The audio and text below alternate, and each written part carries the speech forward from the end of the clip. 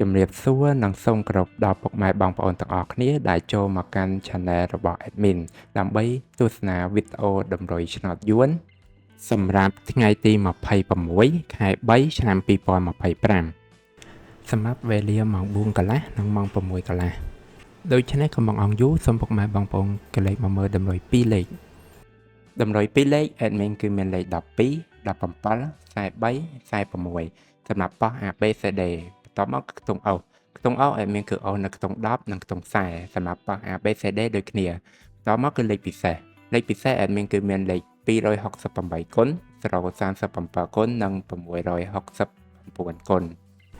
ដែលលេខទាំងអស់នេះសុទ្ធសឹងតែជាលេខដែលមានសង្ឃឹមថានឹងចេញខ្ពស់សម្រាប់ថ្ងៃនេះអរគុណពុកម៉ែបងប្អូនទាំងអស់គ្នាដែលបានទស្សនាវីដេអូនេះពីដើមរហូតដល់ចប់ក៏ជូនពរពុកម៉ែបងប្អូនទាំងអស់គ្នាធ្វើការសងសំណាននៅថ្ងៃថ្មី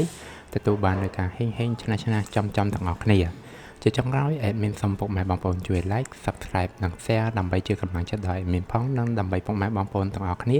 ទទួលបាននូវវីដេអូថ្មីបានឆាប់រហ័សផងដែរដូច្នេះ Admin សូមជម្រាបលានិងជួបគ្នានៅវីដេអូក្រោយ